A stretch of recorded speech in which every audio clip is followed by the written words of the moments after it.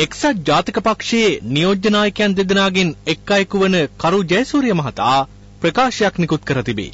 මෙම ප්‍රකාශය නිකුත් කරමින් ජයසූරිය මහතා බලවත් අනතුරු ඇඟවීමක් කර තිබේ. පක්ෂ නායකත්වය පිළිබඳ ගැටලු රැසකට මුහුණ දී සිටින කරු ජයසූරිය මහතාගේ ප්‍රකාශය ගැන සැරට කතා කරන්නට අපේ අදහසක් නැත. කරු ජයසූරිය මහතා කලබලකාරයෙක්ද නොවේ. පන්සලක රැස්වීමකදී කරු ජයසූරිය මහතා අපට හමු විය.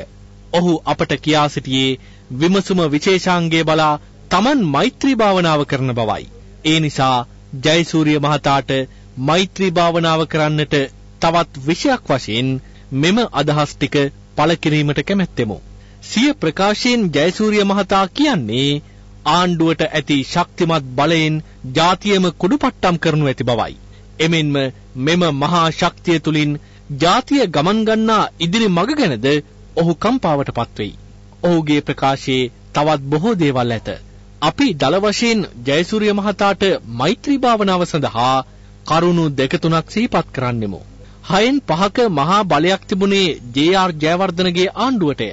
ඒ දවස්වල කරු ජයසූරිය මහතා මට මතක හැටියට හිටියේ එක්කෝ සමාගමකය නැත්නම් නගර සභාවේය. 6න් 5 බලයෙන් ජේ.ආර්. ජයවර්ධන උතුමාණන් මේ රටේ රජකම ගන්නට මැතිවරණ ඉතිහාසයේ හැකිලුවේය.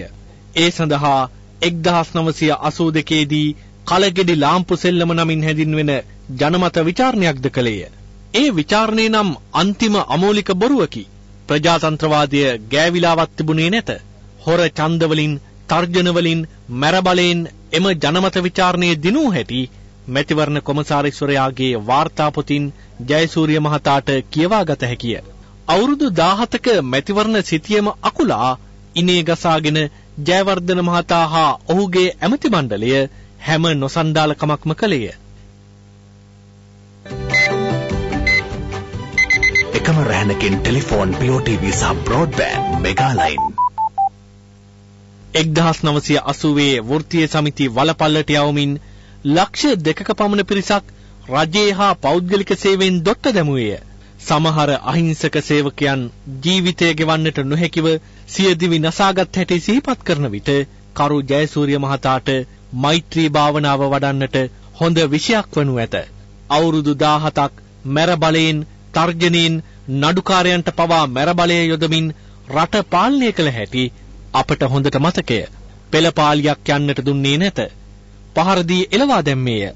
අතපය කැඩුවේය. සමහරුන් මරා දැම්මේය. එදිරිවීර සරච්චන්ද්‍ර හා මාදුළුවාවේ සෝබිත හිමියන් කාණුවට දමාගෙන ඇදගෙන ගියේද මේ රටේ වෘත්තීය සමිතිවලට වර්ජකයන්ට කළු තෙල් ගසා චේන් පහර දුන් එක්සත් ජාතික පක්ෂයේම වෘත්තීය සමිති ලොක්කන් විසිනි. මීට වඩා යමක් නොකියමු. දැන් බලයේ සිටින්නේ මහින්ද රාජපක්ෂ මැතිතුමා මිස ජේ.ආර්. ජයවර්ධන නොවේ. ප්‍රජාතන්ත්‍රවාදයේ දෝරේ ගලමින් තිබේ. එක්සත් ජාතික පක්ෂයෙන් දොට්ට දැමූ සියලු සේවකයන්ට රැකියා ලබා දී තිබේ. ජයසූරිය මහතාණෙනි, මේ පිටපත කියවා මෛත්‍රී භාවනාවේ යෙදෙනු මැනවි.